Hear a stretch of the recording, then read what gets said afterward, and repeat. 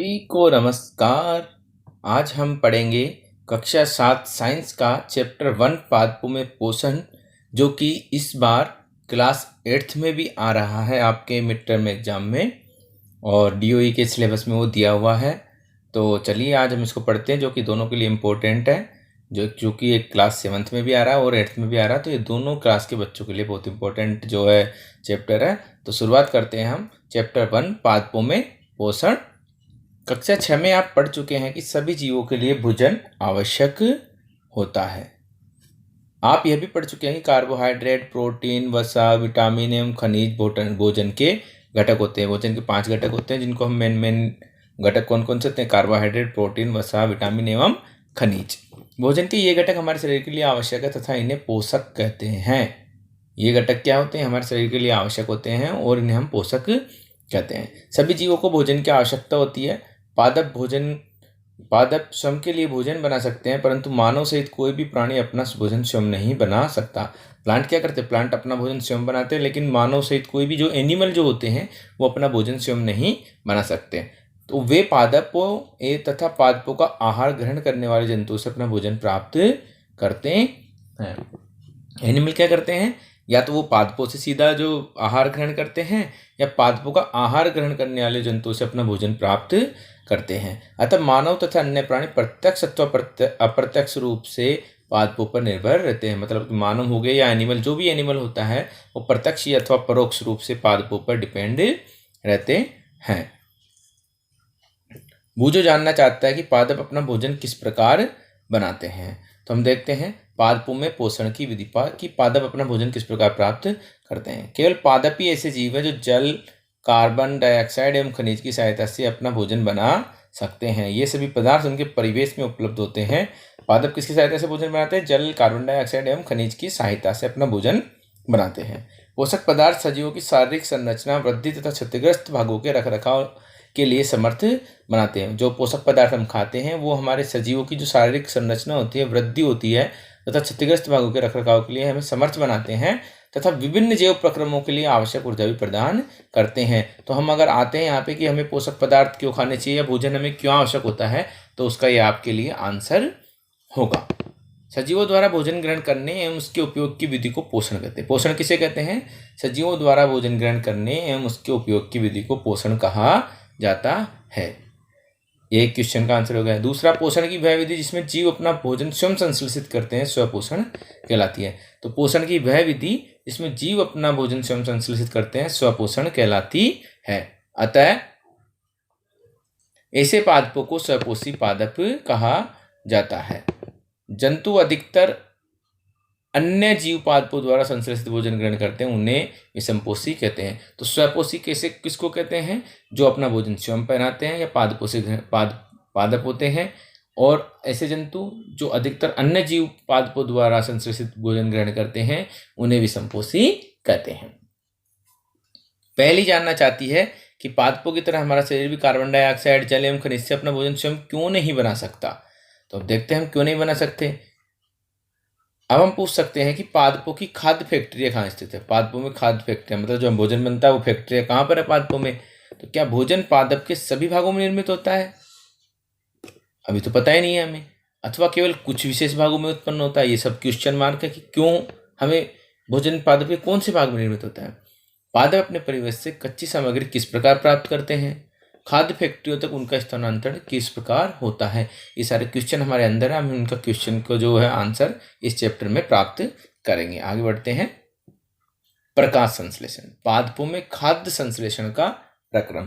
प्रकाश संश्लेषण वह प्रक्रिया जिसके द्वारा पादपों में खाद्य या भोजन का निर्माण किया जाता है।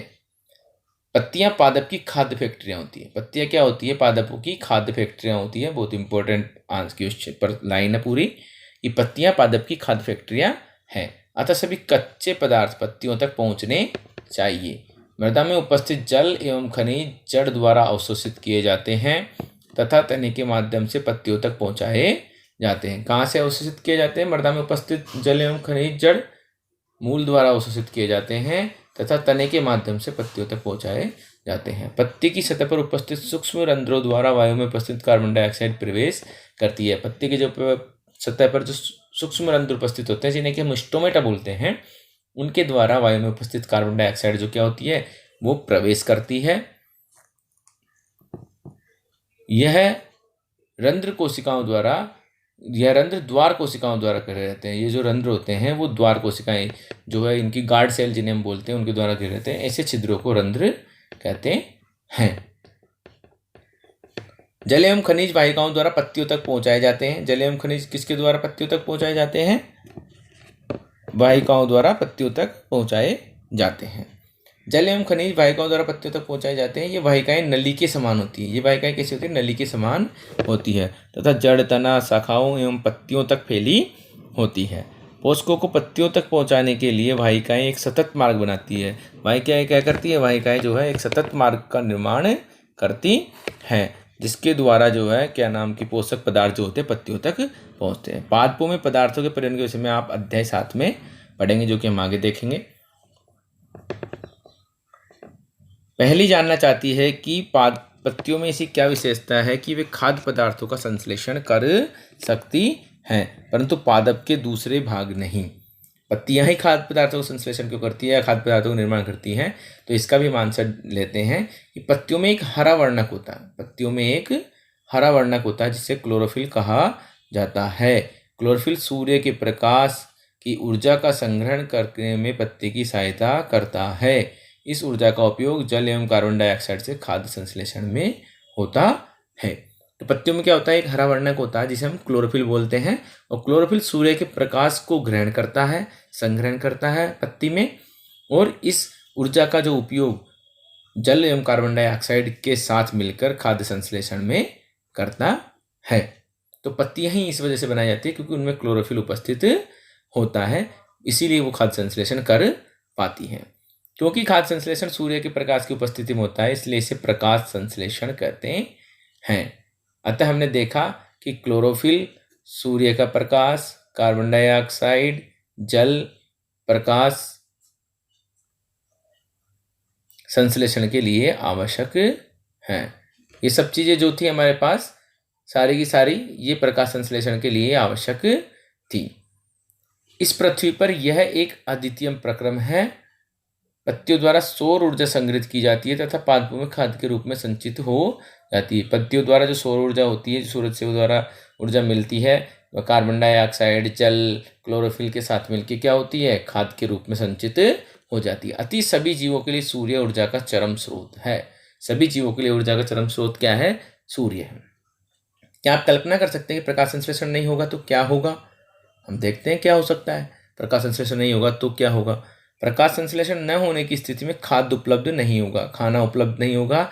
सभी जीवों का अस्तित्व प्रत्यक्ष अथवा परोक्ष रूप से पादपों द्वारा निर्मित भोजन पर निर्भर करता है। हम जानते हैं कि सभी जीवों का जो अस्तित्व, हम जिंदा हैं, क्यों जिंदा है? क्योंकि हमें पादपों से भोजन मिल रहा है, किसी न किसी रूप में पादपों से भोजन मिल रहा है। इसके अतिरिक्त सभी जीवों के लिए परमावश्यक ऑक्सीजन भी प्रकाश संश्लेषण के दौरान निर्मित होती है, और हमारे जीवन के जीने के लिए जो ऑक्सीजन होती है वो भी प्रकाश संश्लेषण के द्वारा ही निर्मित होती है।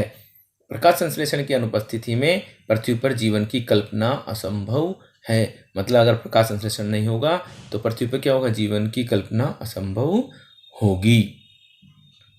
प्रकाश संश्लेषण के दौरान पत्ती की क्लोरोफिल युक्त कोशिकाएं सूर्य के प्रकाश की उपस्थिति में कार्बन डाइऑक्साइड एवं जल से कार्बोहाइड्रेट का संश्लेषण करती हैं।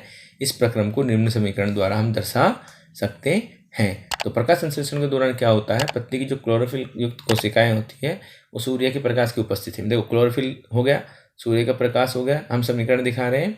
ये क्या होगा? कार्बन डाइऑक्साइड और जल, इनके साथ मिलकर क्या करती है? कार्बोहाइड्रेट प्लस ऑक्सीजन का निर्माण करती है। अतः इस प्रक्रम में क्या होती है? ऑक्सीजन निर्मुक्त होती है या ऑक्सीजन का निर्माण होता है। कार्बोहाइड्रेट अंततः पत्तियों में मंड के रूप में संचित हो जाता है। जो कार्बोहाइड्रेट होता है वो पत्तियों में क्या होता है? मंड के रूप में संचित हो जाता है। अब हम देखते हैं यहाँ पे जो हमारी क्लोरोफिल युक्त कोशिकाएं हैं, ये दिखाई हुई है यहाँ पे। ये देखिए, ये जो कोशिकाएं, ये द्वार कोशिकाएं हैं हमारे यहाँ पे, और ये बीच बीच में जो डॉट डॉट वाले हैं वो क्लोरोफिल है। ये एक हमारी पूरी पत्ती का डायग्राम है और ये एक स्टोमेटा का डायग्राम जो कि आपको बनाना है। कई बार पूछ लिया जाता है, आपको जो इसका डायग्राम दे देंगे और इसके लिए पूछ लेंगे द्वार कोशिकाएं कहाँ पर हैं इसमें स्थित, और रंध्री द्वार या स्टोमेटा इसमें रंध्र कहाँ पर है। तो आपको ये डायग्राम अच्छे से बनाने आना चाहिए बच्चों। बहुत ही सिंपल डायग्राम है, आप इसको बनाना भी सीख सकते हैं, हम इसको बनाना भी सिखाएंगे आगे। तो जो मंड बनता है पत्ती में उपस्थित होता है, तो पत्ती में स्टार्च की उपस्थिति प्रकाश संश्लेषण प्रक्रम का संपन्न होना दर्शाता है। अगर पत्ती में स्टार्च की उपस्थिति है तो हम ये कह सकते हैं कि उस पत्ती द्वारा प्रकाश संश्लेषण का प्रक्रम संपन्न कर दिया गया है, या उसमें प्रकाश संश्लेषण का प्रक्रम जो है संपन्न होता है। स्टार्च भी क्या होता है, एक प्रकार का कार्बोहाइड्रेट होता है।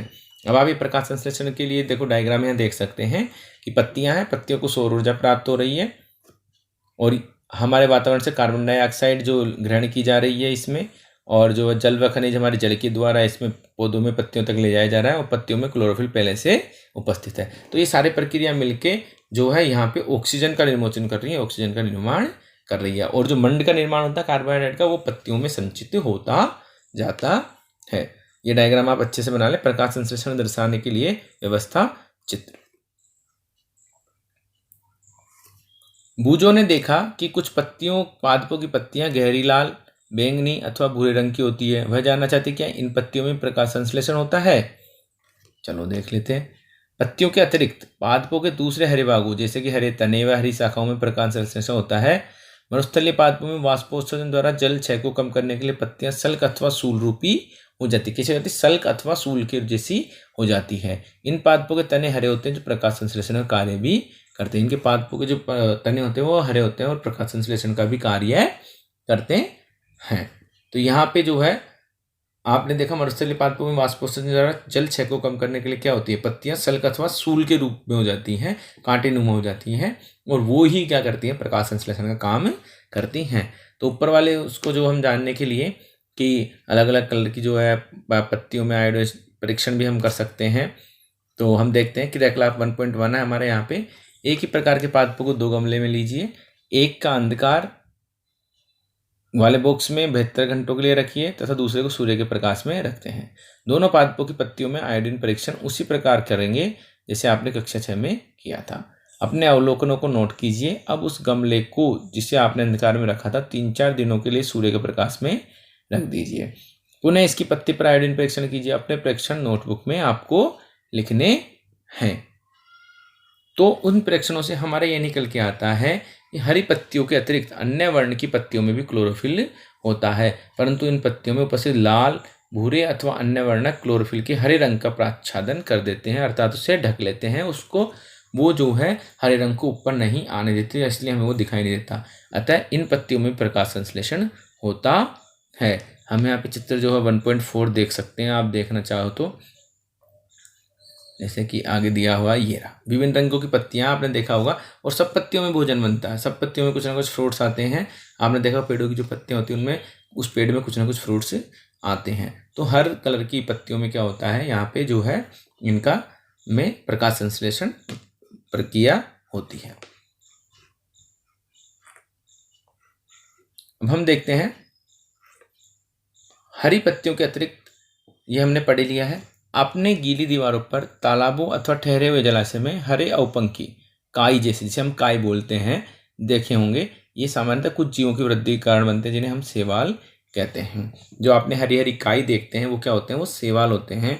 और वो गीली दीवारों पर तालाबों अथवा ठहरे हुए जलाशय में काई जैसे पादप होते हैं, उनके कारण जो है ये उत्पन्न होते हैं। इन्हें हम क्या कहते हैं, शैवाल कहते हैं। क्या आप कल्पना कर सकते हैं कि इनका रंग हरा क्यों होता है? इनमें क्लोरोफिल होता है जिसके कारण ये हरे दिखाई देते हैं। इनमें क्या होता है, क्लोरोफिल होता है, इस कारण से क्या दिखाई देते हैं, ये हमें हरे दिखाई देते हैं। ये शैवाल भी प्रकाश संश्लेषण द्वारा अपना भोजन स्वयं बनाते हैं। पादपों में कार्बोहाइड्रेट के अतिरिक्त अन्य खाद्यों का संश्लेषण। पादपों में कार्बोहाइड्रेट के अतिरिक्त अन्य खाद्यों का संश्लेषण, चलिए देखते हैं, आगे बढ़ते हैं। पादपों में कार्बोहाइड्रेट के अतिरिक्त अन्य खाद्यों का संश्लेषण। अभी आपने पढ़ा कि प्रकाश संश्लेषण प्रक्रम द्वारा पादप कार्बोहाइड्रेट का संश्लेषण करते हैं। कार्बोहाइड्रेट कार्बन, हाइड्रोजन एवं ऑक्सीजन से बनते हैं। कार्बोहाइड्रेट किससे मिलकर बनते हैं? कार्बन, हाइड्रोजन व ऑक्सीजन के कंपोनेंट्स से मिलकर बनते हैं। कार्बोहाइड्रेट किससे मिलकर बना होता है? इससे कंपोनेंट क्या है? अगर क्वेश्चन आता है तो लिखना आपको, कार्बन, हाइड्रोजन व ऑक्सीजन से मिलकर कार्बोहाइड्रेट का फॉर्मेशन होता है, निर्माण होता है। इनका उपयोग खाद्य के अन्य घटकों में के संश्लेषण में होता है, परंतु प्रोटीन नाइट्रोजनी पदार्थ हैं जिनमें कार्बन, ऑक्सीजन एवं हाइड्रोजन के अतिरिक्त नाइट्रोजन भी होती है। जो प्रोटीन होते हैं वो नाइट्रोजनस पदार्थ हैं जिनमें कार्बन, ऑक्सीजन एवं हाइड्रोजन के अतिरिक्त नाइट्रोजन भी होती है। पादपों को नाइट्रोजन कहाँ से प्राप्त होती है? हमें ये भी पता है होना चाहिए कि पादपों को हम जो नाइट्रोजन कहाँ से प्राप्त होती है, तो हम देख लेते हैं। याद कीजिए, वायु में नाइट्रोजन गैसीय अवस्था में प्रचुर मात्रा में पाई जाती है। जैसे कि हम जानते हैं नाइट्रोजन गैसीय अवस्था में पाई जाती है, परंतु पादप इसका अवशोषण इसी रूप में नहीं कर सकते, सीधे इसी रूप में नहीं कर सकते। मिट्टी में कुछ विशेष जीवाणु होते हैं जो गैसीय नाइट्रोजन को उपयोगी यौगिकों में परिवर्तित कर मृदा में निर्मुक्त करते हैं।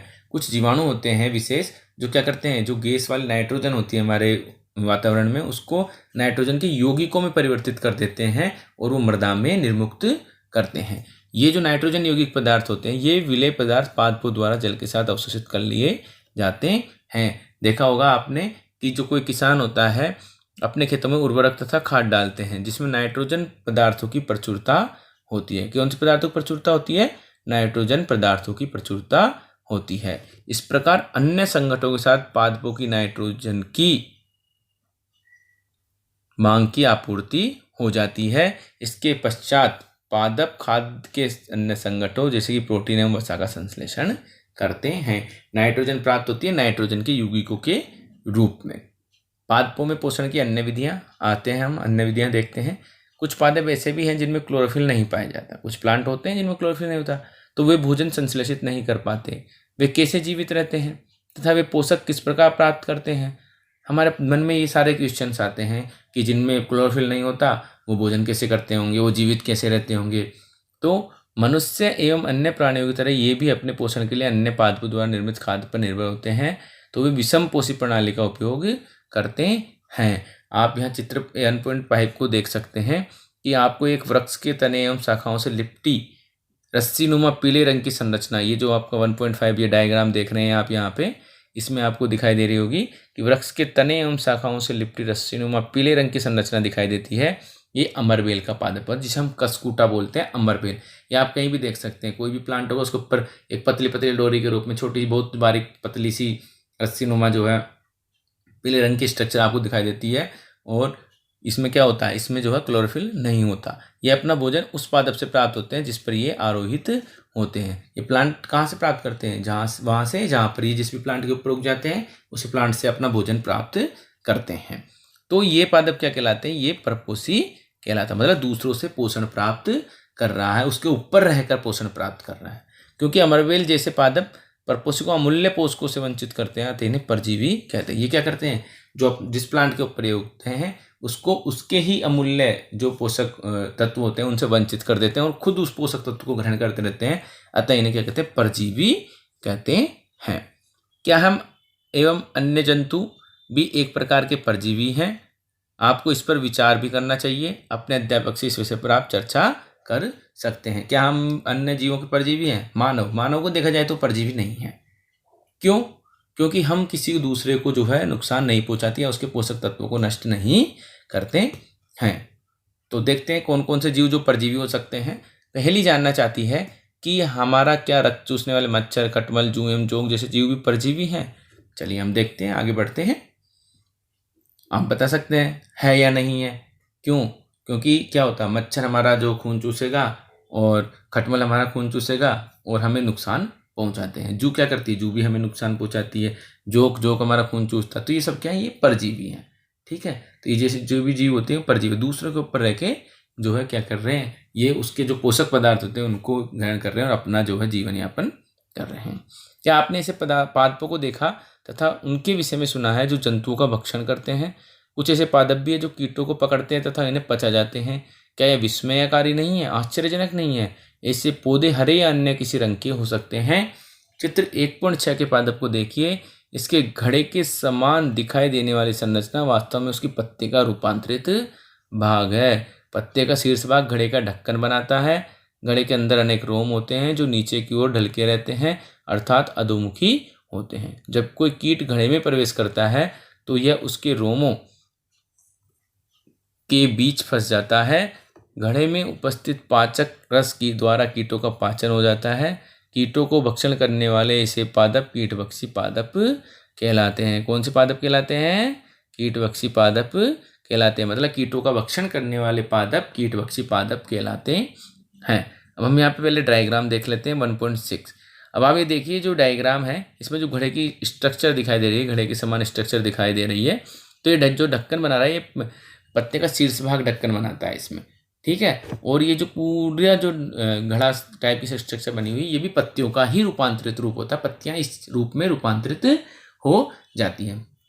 इसके अंदर रोम के समान जो है क्या नाम की बहुत सारे रोम होते हैं और नीचे की तरफ होते हैं और इनमें पाचक रस पाए जाते हैं। जब भी कोई कीट इनमें प्रवेश करता है अंदर जो ही कीट गया तो ये क्या करेंगे, ढक्कन बंद कर दिया। ढक्कन बंद करने के बाद जो इसके पाचक रस होते हैं वो उस कीट पे फेंक दिए जाते हैं और उनके द्वारा उसका पाचन कर लिया जाता है। तो ऐसे पादपों को हम कहते हैं कीटभक्षी पादप। इनके उदाहरण होते हैं आपके पास वीनस फ्लाई ट्रैप तथा संड्यू। कीटभक्षी पादपों के वीनस फ्लाई ट्रैप हो गया, संड्यू हो गया, ये जो है कुछ कीटभक्षी पादपों के उदाहरण है। घटपर्णी होता है एक, ठीक है। तो ये कुछ एग्जाम्पल हैं इनके, तो ये पूछ लिया जाता है कई बार। तो भुजो भ्रमित, यदि घटपर्णी हरा होता है और प्रकाश संश्लेषण संपादित करता है तो ये कीटों का भक्षण क्यों करता है? क्यों हो सकता है कि उनको जो है पादपों को मृदा से वे सभी पोषक तत्व नहीं मिल पाते जिन इनकी आवश्यकता हो। तो घटपर्णी क्या करता है, कीटों से जो है ये क्या करता है, कीटभक्षी पादप है। तो ये डायरेक्ट कीटों से जो है कुछ पोषक तत्व होते हैं वो इनसे ग्रहण कर पाते हैं। मृतजीवी, आपने बाजार में छत्रक मशरूम बिकते हुए देखे होंगे। कई ने देखे, सबने देखे कि मशरूम जो बिकता है। वर्षा के दिनों में वृक्षों की सड़ी गली टूटी टहनियों अथवा तनों या छालों पर छाते के समान संरचनाओं के गुच्छे भी आपने देखे होंगे। आइए देखें कि जीवन यापन हेतु किस प्रकार के पोषकों की आवश्यकता होती है इनको और वे उन्हें कहाँ से प्राप्त होते हैं। मुझे जानना चाहता है कि ये जीव अपना भोजन किस प्रकार से प्राप्त करते हैं। इनमें प्राणियों के समान मुख नहीं होता, ये हरे पादपों के समान भी नहीं होते, इनमें क्लोरोफिल अनुपस्थित होता है, अतः ये प्रकाश संश्लेषण द्वारा भोजन का संश्लेषण नहीं कर सकते। तो ये फिर किस प्रकार से अपना भोजन प्राप्त करते हैं, हम भी देखते हैं इन्हें भोजन कहाँ से प्राप्त होता है। क्रियाकलाप देखिए, छत्रक के पैकेट सड़ी गली वस्तु पर उगा। छत्रक जैसे हम देख पा रहे हैं यहाँ पे जो मशरूम है ये सड़ी गली वस्तु पे उग जाते हैं और इनको जो है कई बार ऐसे माना भी जाता है खाने के लिए विषैले भी होते हैं और विषैले नहीं भी होते हैं। तो हम देखते हैं क्रियाकलाप 1.2। ब्रेड का एक टुकड़ा लेकर इसे जल में भिगो लें। इसे किसी नस्म अथवा उष्ण स्थान पर 2-3 दिन के लिए रख दें अथवा उस समय तक रखा रहने दीजिए जब तक कि उस पर कोई रोए जैसी संरचना न दिखाई देने लगे।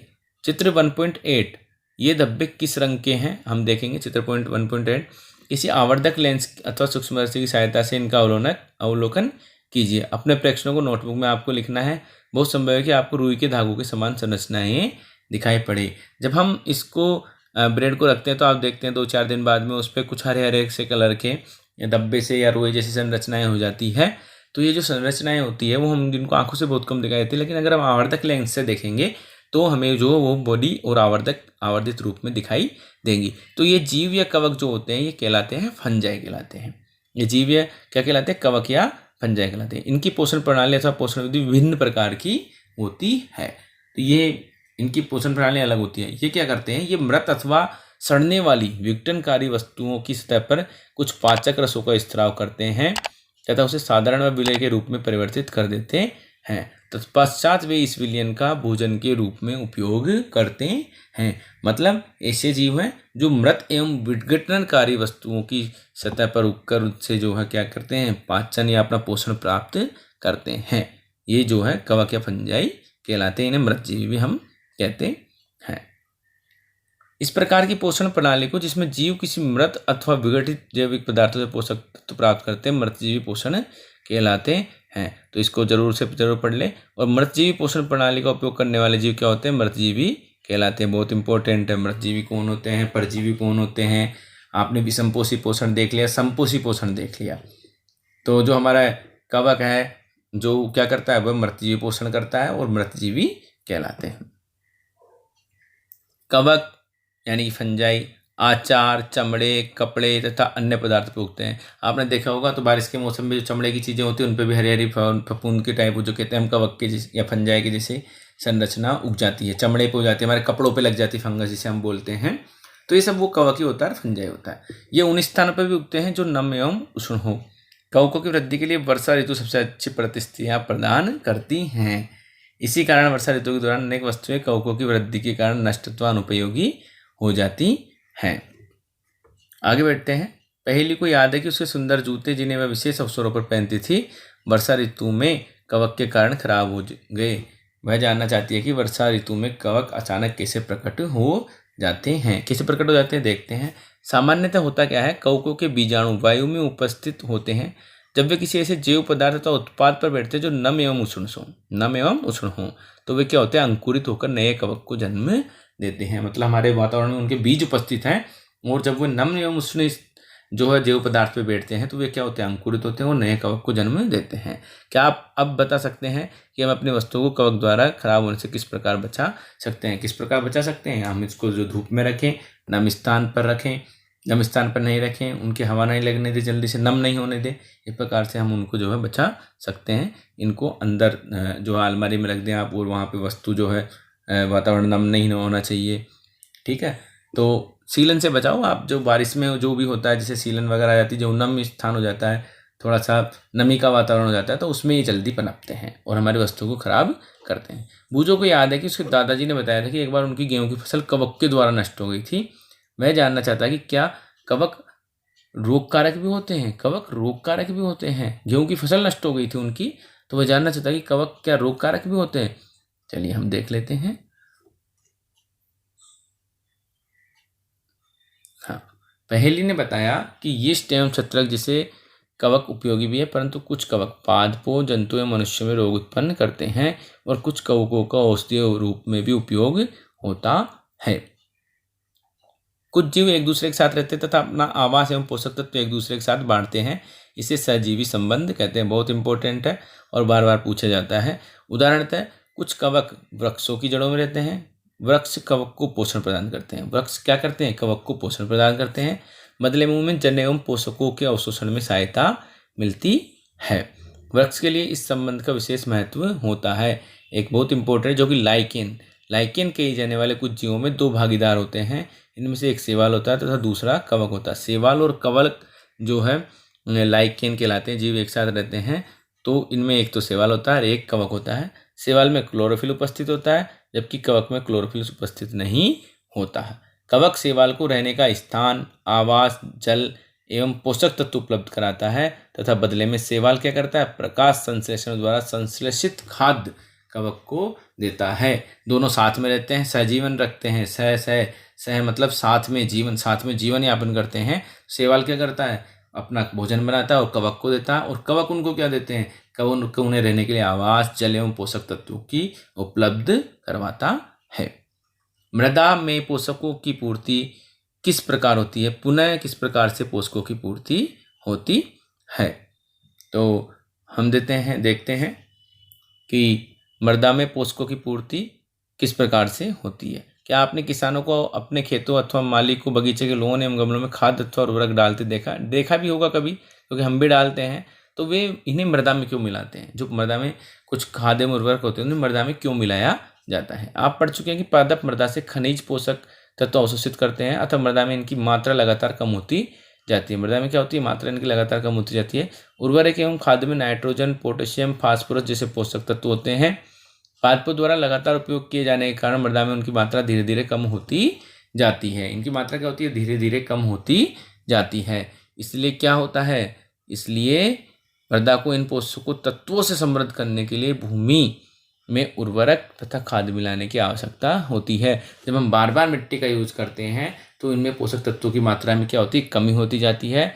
तो मृदा को वापस पोषक तत्वों से समृद्ध करने के लिए हम क्या करते हैं, मृदा में उर्वरक तथा खाद को मिलाते हैं। यदि हमें पादपों के पोषण की आवश्यकता के बारे में ज्ञान हो तो हम न केवल पादपों को उगा सकते हैं भले उन्हें स्वस्थ भी रख सकते हैं। पादपों को प्रोटीन बनाने के लिए सामान्यतः नाइट्रोजन की अधिक आवश्यकता होती है। फसल कटाई के बाद मृदा में नाइट्रोजन की कमी हो जाती है। यद्यपि वायु में नाइट्रोजन गैस प्रचुर मात्रा में उपलब्ध होती है, आप सब जानते हैं वायु में प्रचुर मात्रा में नाइट्रोजन गैस 78% मात्रा में उपलब्ध है, परंतु पादप इसका उपयोग उस प्रकार करने में असमर्थ होते हैं जिसमें कार्बन डाइऑक्साइड का उपयोग करते हैं। पौधे डायरेक्ट नाइट्रोजन को ग्रहण नहीं कर सकते, लेकिन पौधे नाइट्रोजन को विलय रूप में ही अवशोषित कर सकते हैं। कुछ जीवाणु जो राइजोबियम कहलाते हैं वायुमंडलीय नाइट्रोजन को विलय पदार्थों में परिवर्तित कर देते हैं। तो क्वेश्चन आता है कि एक ऐसे जीवाणु को नाम लिखिए जो वायुमंडलीय नाइट्रोजन को उसके विलय पदार्थों में परिवर्तित कर देता है। तो कौन से जीवाणु का नाम लिखना है आपको? राइजोबियम। ये नाइट्रोजन स्थिरीकरण जीवाणु है, मतलब नाइट्रोजन से नाइट्रोजन के यौगिकों में उसको परिवर्तित कर देता है। परंतु राइजोबियम अपना भोजन स्वयं नहीं बना सकता। ये चना, मूंग, मटर, सेम तथा अन्य फलीदार पादपों की जड़ों में रहते हैं तथा उन्हें नाइट्रोजन की आपूर्ति करते हैं। ये क्या करते हैं? वायुमंडलीय नाइट्रोजन को नाइट्रेट या नाइट्राइट में बदल देते हैं और जो चना, मटर, मूंग, सेम अन्य फलीदार पादपों की जड़ों में रहकर उन्हें क्या करते हैं? नाइट्रोजन की आपूर्ति करते हैं। चूँकि प्रोटीन बनाने के लिए नाइट्रोजन आवश्यक होती है, तो हमारी जितनी भी ये फलीदार जो सब्जियां होती हैं, चना, मटर, मूंग, सेम, इनमें क्या होता है? इनमें प्रोटीन अधिक मात्रा में पाया जाता है। अधिकतर दालें फलीदार पादपों से प्राप्त होती है। इसके बदले पादप राइजोबियम जीवाणु को क्या करते हैं? आवास एवं खाद्य प्रदान करते हैं। अतः उनमें क्या होता है? सहजीवी संबंध होता है। इस संबंध का किसानों के लिए विशेष महत्व होता है। दालों की फसलों के लिए उन्हें मृदा में नाइट्रोजन उर्वरक देने की आवश्यकता नहीं पड़ती। यही नहीं, दाल की फसल उगाने के बाद अगली फसल के लिए भी सामान्यतः उर्वरकों की आवश्यकता नहीं होती। इस अध्याय में आपने पढ़ा कि अधिकतर पादप स्वपोषी होते हैं। बहुत कम ही पादप अन्य पोषण प्रणाली अपनाते हैं, जैसे कि परजीवी एवं मृतजीवी। परजीवी एवं मृतजीवी दूसरे पादपों से पोषण प्राप्त करते हैं। यह सभी प्राणी अपने भोजन के लिए पादप तथा अन्य प्राणियों पर निर्भर रहते हैं, अतः उन्हें विषमपोषी के रूप में समूहीकृत किया गया है। क्या हम कह सकते हैं कि कीटभक्षी पौधे आंशिक विषमपोषी होते हैं? हाँ, कह सकते हैं। क्यों नहीं? क्योंकि कीटभक्षी पौधे क्या होते हैं? दूसरे जो पादप होते हैं उन पर डिपेंड होते हैं, दूसरे प्राणियों पर भी डिपेंड होते हैं, क्योंकि कुछ पोषक तत्व उन्हें जो है हो सकता है जो वो पादपों से पोषण प्राप्त करते हैं या खुद बनाते हैं, उनसे उनको नहीं मिल पाता है। तो इस चैप्टर में हमने पादपों में पोषण के विषय में पूर्णतः अध्ययन किया कि पादपों में पोषण किस किस विधियों के द्वारा किस किस प्रकार से होता है। आशा करते हैं आपको ये वीडियो पसंद आया होगा। वीडियो पसंद आया हो तो आप इस वीडियो को लाइक कीजिए और हमारे चैनल को सब्सक्राइब जरूर कीजिए, जिससे कि आपको नए नए एजुकेशनल वीडियोज़ मिलते रहें। धन्यवाद।